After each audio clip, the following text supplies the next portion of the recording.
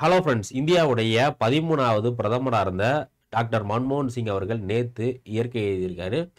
மன்மோகன் சிங் அவர்களை நம்ம எல்லாத்துக்குமே இந்தியாவுடைய பிரதமராக தெரியும். 10 ஆண்டுகள் வந்து இந்தியாவை ஆட்சி செஞ்சிருக்காரு அப்படிங்கிறது தெரியும். ஆனால் இந்தியாவுடைய பிரதமரை தாண்டி அவர் இந்தியாவுடைய அரசாங்கத்துக்கும் சரி, அதே மாதிரி உலகத்தில் உள்ள பல்வேறு இன்டர்நேஷனல் ஆர்கனைசேஷன்லையுமே வந்து அவர் பணியாற்றியிருக்காரு. ஸோ இந்த வீடியோவில் மன்மோகன் சிங் அவருடைய என்டையர் கேரியர் பற்றி தான் வந்து பார்க்க போகிறோம். ஸோ அவர் ஆட்சி செஞ்ச அந்த 10 ஆண்டுகள் தான் பார்த்தீங்க அப்படின்னா இந்தியாவுடைய அந்த எக்கனாமிலையும் சரி, அதே மாதிரி இந்தியாவுடைய அந்த சோஷியல் வெல்ஃபேர் ஸ்கீம்லையும் சரி ஒரு உச்சம் தொட்ட காலம் அப்படின்னா அந்த 10 ஆண்டுகள் தான். என்னதான் அந்த காலகட்டத்தில் ஒரு சில விமர்சனங்கள் இருந்தாலும் அந்த 10 ஆண்டுகளில் எக்கச்சக்கமான மக்கள் நலன் சார்ந்த திட்டங்கள் வந்து போட்டுட்ருக்காங்க. இன்னை வரை பார்த்தீங்க அப்படின்னா நம்ம பயன்படுத்தக்கூடிய நம்ம வந்து பெனிஃபிட் ஆகிட்டு இருக்கக்கூடிய பல திட்டங்கள் வந்து இவருடைய காலகட்டத்தில் போடப்பட்டதான். ஸோ இந்த வீடியோவில் மன்மோகன் சிங்கை பற்றின A to Z தகவல் வந்து நம்ம வந்து பார்க்க போகிறோம். ஸோ வீடியோ ஃபர்ஸ்ட்லேருந்து லாஸ்ட் வரை பாருங்கள். ஸோ டாக்டர் மன்மோகன் சிங்கை பொறுத்தவரை இவர் 1932 பஞ்சாப் மாகாணத்தில், பஞ்சாப்ல கா அப்படிங்கிற இடத்துல பிறக்கிறார். 1932 செப்டம்பர் 26ஆம் தேதி தான் மன்மோகன் சிங் அவர்கள் வந்து பிறக்கிறாங்க. ஸோ இவர் வந்து பார்த்தீங்க அப்படின்னா இப்போ பாகிஸ்தானில் இருக்கக்கூடிய ஒரு இடம், ஓகேங்களா. ஸோ இவர் பிறந்த இடம் வந்து பார்த்தீங்க அப்படின்னா இப்போ கரண்டில் பாகிஸ்தானில் தான் இருக்குது.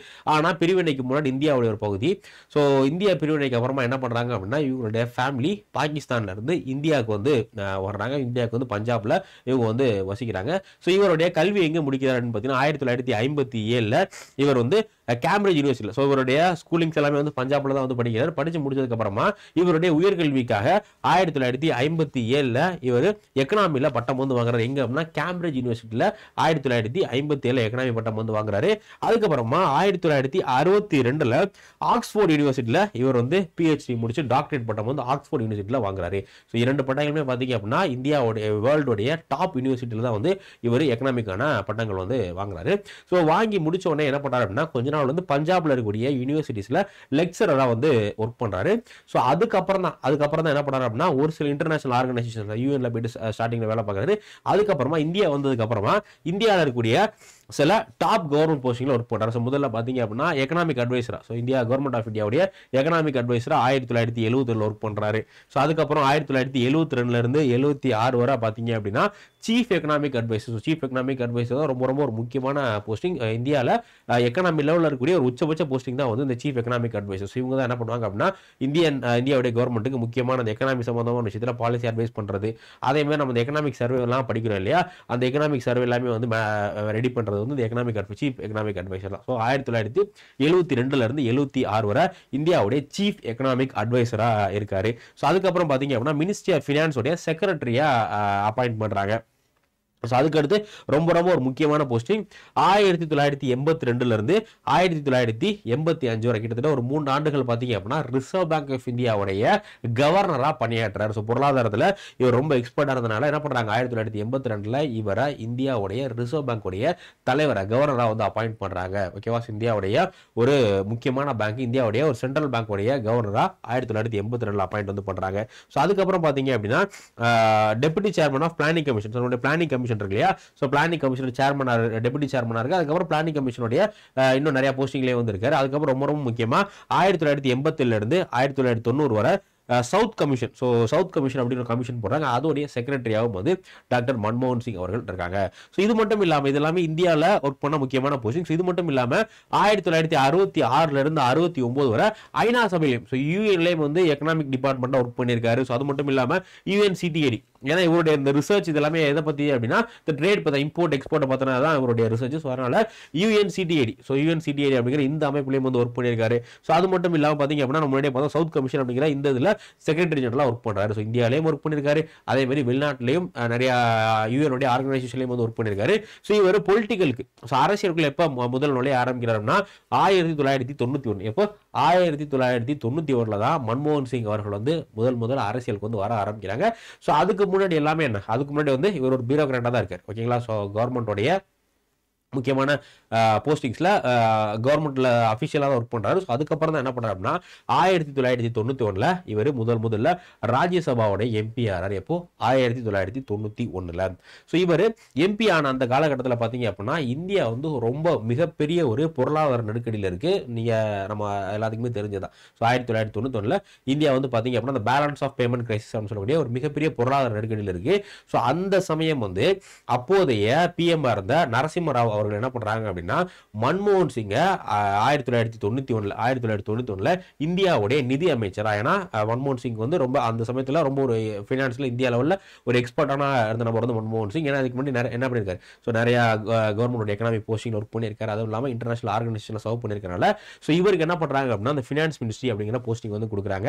ஸோ இந்த சமயத்தில் தான் ரொம்ப ஒரு மிகப்பெரிய இந்தியாவுடைய பொருளாதாரத்தோட டர்னிங் பாயிண்ட் ஆனால் 1991 எல்பிஜி ரிஃபார்ம். ஸோ இந்த தாராளமய மக்கள், தனியார்மய மக்கள், உலகமய மக்கள் அப்படின்னு சொல்லக்கூடிய லிபரலைசேஷன், பிரைவேடைசேஷன், குளோபலைசேஷன் அப்படின்னு சொல்லக்கூடிய ஒரு மிகப்பெரிய ரிஃபார்மை கச்சிதமாக நம்மளுடைய மன்மோகன் சிங் அவர்கள் வந்து பண்ணி முடிக்கிறாரு.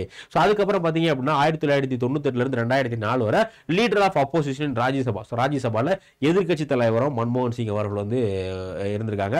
ஸோ அதுக்கடுத்து ரொம்ப ரொம்ப முக்கியமாக 2004 2014 வரை தொடர்ந்து 2 ஆண்டுகள், ஓகேங்களா. ஸோ தொடர்ந்து 2 ஆண்டுகள் பார்த்தீங்க அப்படின்னா இந்தியாவுடைய பிஎம்ஆ இருந்திருக்காரு. ஸோ இந்தியாவுடைய 13வது பிஎம் யார் அப்படின்னா நம்மளுடைய மன்மோகன் சிங். ஸோ இவர் தான் பார்த்தீங்க அப்படின்னா longest, so 4th longest PM, serving PM, ஓகேங்களா.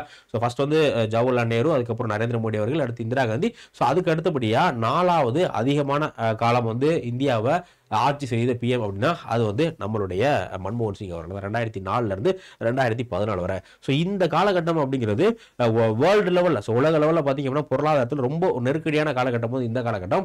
ஆனால் என்னதான் வந்து ரொம்ப நெருக்கடியான காலகட்டமாக இருந்தாலுமே வந்து மன்மோகன் சிங் அவர்கள் வந்து அவருடைய அந்த ஃபினான்ஷியல் நாலேஜ்னால இந்த எந்தவித பொருளாதார அந்த டவுன்ஃபாலும் இந்தியாவை அஃபெக்ட் பண்ணாத மாதிரி வந்து பார்த்துக்கிட்டாரு. ஸோ இந்த காலகட்டத்தை பொறுத்தவரை இந்தியா வந்து எக்கனாமியில் ஒரு ஹையஸ்ட் லெவல் அச்சீவ் பண்ணது வந்து இந்த காலகட்டத்தில் தான். ஸோ இந்தியாவுடைய ஜிடிபி growth இருக்கு இல்லையா, இது 2010-11 பார்த்தீங்க அப்படின்னா இந்தியாவுடைய ஜிடிபி growth வந்து 10.3%. இந்தியாவுடைய அந்த ஜிடிபி வளர்ச்சி இருக்கு இல்லையா, அது 10.3% வந்து இந்தியாவுடைய ஜிடிபி growth வந்து இருந்திருக்கு. ஸோ இதுதான் வந்து பார்த்தீங்க அப்படின்னா இன்ன வரை இந்தியாவுடைய ஹையஸ்ட் ஜிடிபி growth, ஓகேங்களா. இந்த 10.3% அப்படிங்கிற இந்த பர்சன்டேஜை இதுவரை எந்த அரசாங்கம் வந்து அச்சீவ் பண்ணல. ஸோ முதல்ல இந்த 10.3 அப்படிங்கிற இதுதான் வந்து மன்மோகன் சிங் அச்சீவ் பண்ண, இதுதான் வந்து இந்தியாவுடைய ஹையஸ்ட் ஜிடிபி growth. ஸோ இன்ன வரை இந்த சாதனை வந்து முறியடிக்கப்படாமல் இருக்கு.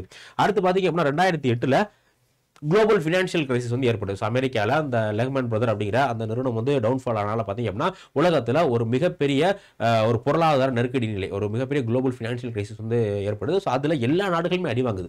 So US, UK, Japan, China, இந்த மாதிரி எல்லா முக்கியமான பொருளாதாரமே அடி வாங்குது.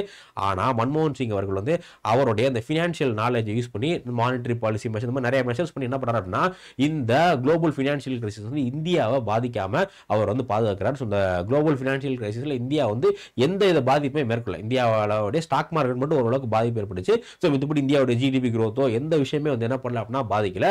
ஸோ அதுக்கு திட்டம் வகுத்தவர் வந்து நம்மளுடைய மன்மோகன் சிங் அவர்கள் தான். ஸோ அதுக்கடுத்து பார்த்தீங்க அப்படின்னா எஃப்டி, ஸோ இந்த அந்நிய நேரடி முதலீடு இருக்கு இல்லையா, ஸோ அதை வந்து அதிகமாக ஈர்க்கிறதுக்காக நிறைய விஷயங்கள் வந்து பண்ணுறாரு. முக்கியமாக ஒரு சில செக்டார்ஸில், ஸோ ரீட்டைல் செக்டார், அதுக்கப்புறமா வந்து இந்த ஏரோப்ளைன், ஏவியேஷன் செக்டார், டெலிகம்யூனிகேஷன், இந்த மாதிரியான விஷயங்களில் அந்நிய நேரடி முதலீட்டை அதிகமாக ஈர்க்கணும் அப்படிங்கிறதுக்காக நிறையா லிபரலைசேஷன் வந்து எப்படியெல்லாம் பண்ணுறாரு. இதெல்லாமே பார்த்தீங்க அப்படின்னா நம்மளுடைய மன்மோகன் சிங் பண்ண முக்கியமான விஷயம். இவருடைய காலகட்டத்தில் இந்தியாவுடைய ஜிடிபி growth வந்து ஆவரேஜாக 8% 9% வரை இருந்திருக்கு, ஓகேங்களா. உலகத்தில் உள்ள எல்லா நாடுகளுமே வந்து எக்கனாமிக் ஸ்லோடவுன் வந்து ஃபேஸ் பண்ணிக்கிட்டு இருக்க சமயத்தில் இந்தியா மட்டும் பார்த்தீங்க அப்படின்னா மிக அதிகமான எக்கனாமிக் growth வந்து இந்த பீரியடில் தான் வந்து அச்சீவ் பண்ணியிருக்கு. ஸோ இதெல்லாமே மன்மோகன் சிங்கோடைய பொருளாதாரத்தில் இவர் பண்ண விஷயங்கள். ஸோ அடுத்து ஒரு நாடு அப்படிங்கிறது வெறும் பொருளாதாரத்தில் மட்டும் முன்னேறி இருந்தால் பத்தாது. ஸோ அந்த நாட்டில் உள்ள மக்கள் வந்து நல்லா வாழணும், ஸோ மக்களுக்கு தேவையான விஷயங்கள் எல்லாமே கிடைக்கணும் அப்படிங்கிறதுக்காக இவருடைய காலகட்டத்தில் பார்த்தீங்க அப்படின்னா எக்கச்சக்கமான சோசியல் வெல்ஃபேர் மெஷர், மக்கள் நலன் சார்ந்த விஷயங்கள், நிறைய விஷயங்கள் வந்து பண்ணுறாங்க. ஸோ அதில் ரொம்ப ரொம்ப முக்கியமானது என்ன அப்படின்னா இந்த Mahatma Gandhi national rural employment guarantee act 2005 இந்த எம்ஜி நரேகா அப்படிங்கிற இந்த ரொம்ப ரொம்ப ஒரு முக்கியமான திட்டம் இன்று வரை பார்த்தீங்க அப்படின்னா உலக லெவலில் கொண்டாடப்பட்டு இருக்க ஒரு திட்டம். அதே மாதிரி இந்தியாவுடைய அந்த வறுமையில் இருந்த மக்களை மீட்டெடுத்த ஒரு திட்டம் தான் இந்த எம்ஜி நரேகா அப்படிங்கிற திட்டம். ஸோ இது நம்ம சிம்பிள் டேர்ம்ல சொல்லணும்னா இந்த 100 நாள் வேலை திட்டம் அப்படிங்கிற மாதிரி நம்ம கிராமப்புறங்களில் பார்த்துருப்போம் பார்த்தீங்களா. ஸோ அந்த திட்டம் தான் இந்த எம்ஜி நரேகா அப்படிங்கிறது திட்டம். ஸோ கிராமங்களில் வேலை இல்லாத மக்களுக்கு என்ன பண்ணுறது, வருஷத்துக்கு 100 நாள் வேலை கொடுக்கறதுக்கான ஒரு திட்டம் தான் இந்த எம்ஜி நரேகா. ஸோ இந்த திட்டத்தில் இன்று வரை பார்த்தீங்க அப்படின்னா நிறைய மக்கள் பயன்பட்டு இருக்காங்க. ஸோ இன்னைக்கு கிராமங்களில் ஓரளவுக்கு வறுமை குறைஞ்சிருக்கு அப்படின்னா அதுக்கு முக்கியமான காரணம் இந்த எம்ஜி நரேகா திட்டம். இந்த திட்டத்தை கொண்டு வந்ததும் மன்மோகன் சிங் தான் கொண்டு வந்தாரு. அதுக்கப்புறமா right to information act, so தகவல் அறியும் உரிமை சட்டம் அப்படிங்கிறது ரொம்ப ஒரு லேண்ட்மார்க் ஜட்ஜ்மெண்ட். ஸோ இன்னைக்கு அரசாங்கத்தில் ஓரளவுக்கு கரப்ஷன் ஒளிஞ்சிருக்கு. அதே மாதிரி மக்கள் அரசாங்கத்தை ஈஸியாக கேள்வி கேட்க முடியுது. அரசாங்கத்தில் எல்லா திட்டங்களையும் ஓரளவுக்கு வெளிப்படைத்தன்மை இருக்கு அப்படின்னா அதுக்கு ரொம்ப முக்கியமான காரணம் இந்த தகவல் அறியும் உரிமை சட்டம், RTA, right to information act அப்படிங்கிற இந்த சட்டம் 2005 மன்மோகன் சிங்குடைய காலகட்டத்தில் தான் கொண்டு வரப்பட்டது.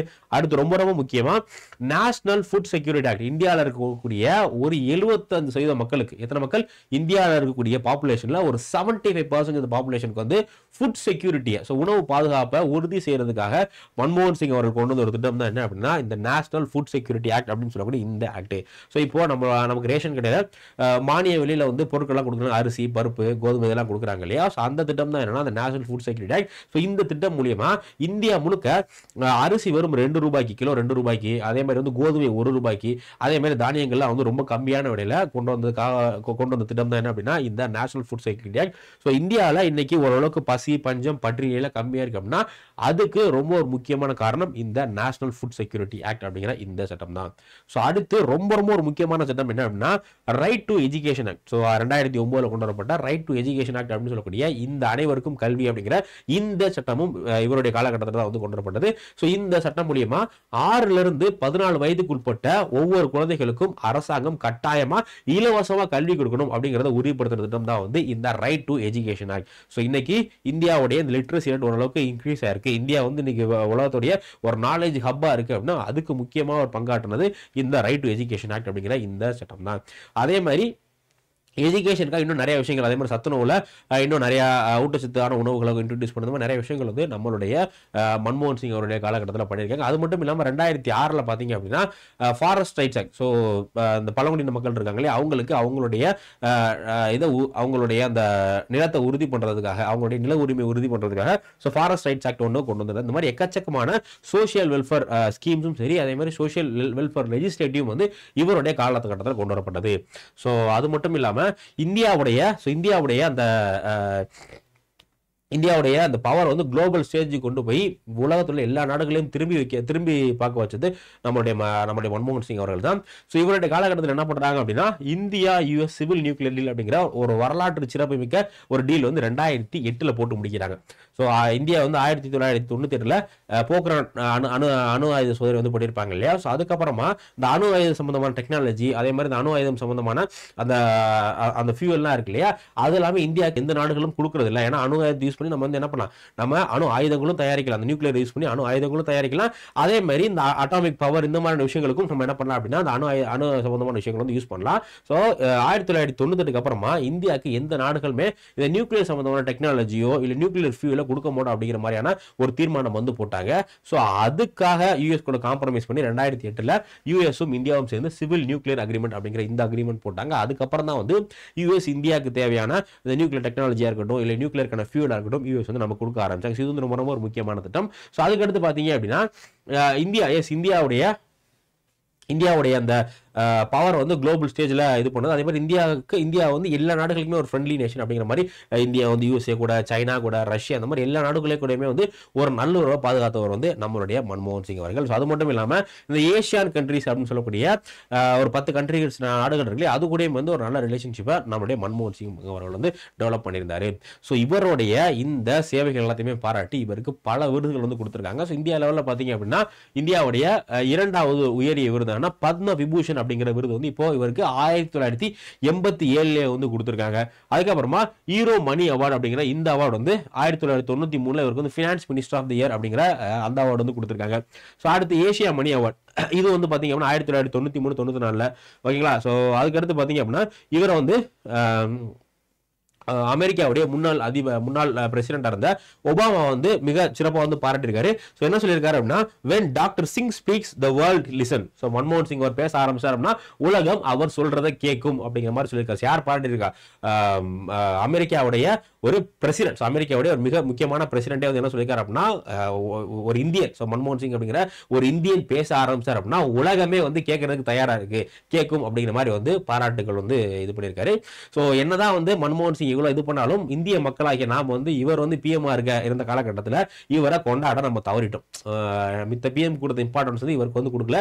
ஏன்னா இவர் வந்து நம்ம இந்திய மக்களை பொறுத்தவரை ஒரு பொலிட்டிஷியன் அப்படின்னாலே வந்து வீரவசனம் பேசுறது, ஆவேசமா பேசுறது அப்படிங்கிற அந்த பேச்சுல யாரெல்லாம் வந்து வல்லவராக இருக்காங்களோ அவங்கள மட்டும்தான் நம்ம வந்து ஒரு மிகப்பெரிய பொலிட்டிஷியன் அப்படிங்கிற மாதிரி ஏத்துக்கிறோமே தவிர யாரு செயல்ல அதை வந்து நடைமுறைப்படுத்தி காட்டியிருக்காங்களோ ஸோ அதை வந்து அவங்கள வந்து நம்ம கொண்டாட வந்து மறந்துடும். அந்த வகையில் இந்தியாவுடைய ஒரு ஆக்சிடென்ஷியல் பிரைம் மினிஸ்டர் அப்படிங்கிற மாதிரி தான் வந்து மன்மோகன் சிங் வந்து சொல்லுவாங்க. பட் ஆனால் என்னதான் ஆக்சிடென்ஷியல் பிரைம் மினிஸ்டர் இருந்தாலும் அவருடைய வேலையை அந்த 10 ஆண்டுகளில் கரெக்டாக வந்து செஞ்சுட்டாரு. ஸோ அதுக்கான பயனை இன்னும் வந்து நம்மளுடைய நாடு வந்து அனுபவிச்சுக்கிட்டு இருக்கு. ஸோ அதனால நம்மளுடைய முன்னாள் பிஎம்ஆ இருந்த மன்மோகன் சிங் அவர்களுடைய இந்த லெகசி, ஸோ அவர் என்னென்ன விஷயங்களை விட்டு சென்றிருக்காரோ அதை அடுத்த தலைமுறையில் கொண்டு போவோம். ஸோ அதே மாதிரி அவரை பற்றின விஷயங்களை இன்னும் வந்து அவர் என்னென்ன நல்ல விஷயங்கள் பண்ணுங்க அதை வந்து இன்னும் மக்களுக்கு வந்து எடுத்து சொல்வோம்.